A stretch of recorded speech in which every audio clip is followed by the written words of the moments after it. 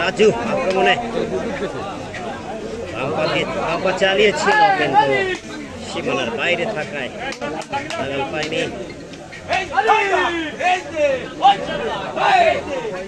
রাজুকে আমরা গত বছরে প্রত্যেকটি ম্যাচে দারুণ পারফরমেন্স দেখেছি। এবছর করতে পারেন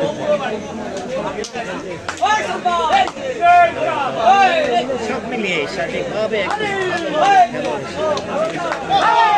রাজুকে দেখা যায় দুই পা কিন্তু হয়ে যায় একসাথে খেলোয়াড়ই কিন্তু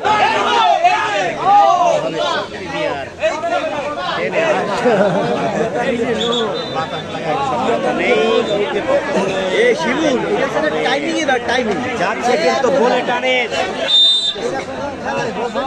বুলেটের মতো শক্তিধর সেই বুলেট আনে।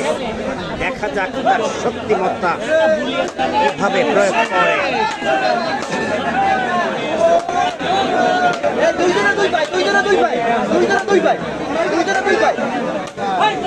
কিন্তু চেষ্টা করছে মাঠ থেকে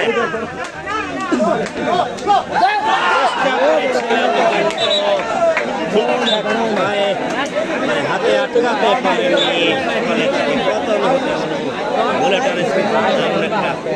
নৈপুণ্য দেখিয়ে গেলেন। এরপরে কিন্তু জানিয়ে দিলেন ফুল মাখাতে গিয়েও যদি লাইন পাস করা হয় তাহলে কোনোভাবেই কোনো সময়ের জন্য লাইন পাস করা যায়। এরশাদ শেখ খুলনা বটিয়া ঘাটার একজন স্বনামধন্য পেসার। ডান পাশের কর্নারে রয়েছে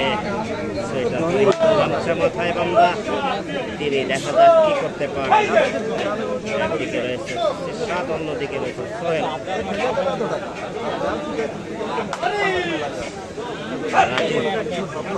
রাজু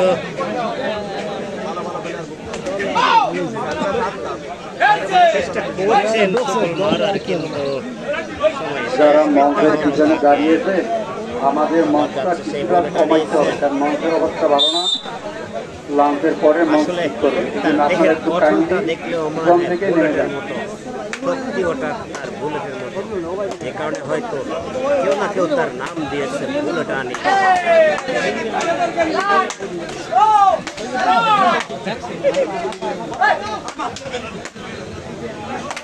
কালিয়াতে তার বাড়ি।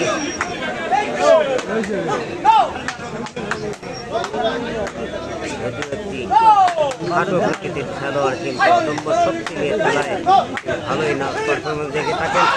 আজও কিন্তু ট্যাকল জানিয়ে দিলেন রেফারি দুজনেই নৈপুণ্য দেখালেন। বুলেটানিস একসাথে দুজন ফিরেছেন একই সাথে। মধ্যবিরতি জানিয়ে দিলেন, সম্ভবত নাকি গোল গোল হয়ে গেল, বিরতি নয়।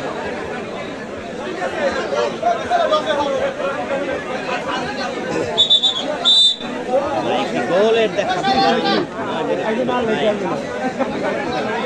গোল হজম করার পর যাচ্ছেন সেই কিং নাইম।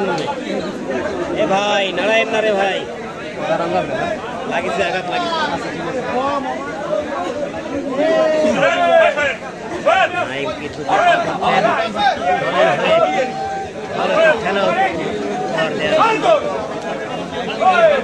দর্শকও কিন্তু এই দুপুর বেলায় দুপুরে রোদের মধ্যে না খেয়ে বসে আছে চমৎকার এই আয়োজন করার জন্য। দেখতে পাচ্ছেন এই জুনিয়র টিম নাইম কিন্তু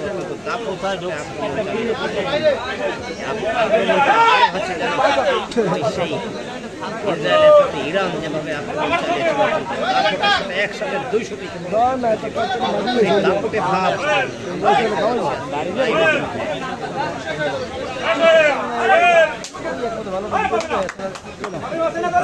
সময় প্রায় শেষের পথে, সতীর্থরাও হাত তালি দিয়ে জানালেন, রেফারিও জানালেন শেষ হয়ে গেলেন। কিন্তু আবার সেই শক্তিধর খেলোয়াড় খেলা কিন্তু বুলো টেনিস দেখাবে আর নাই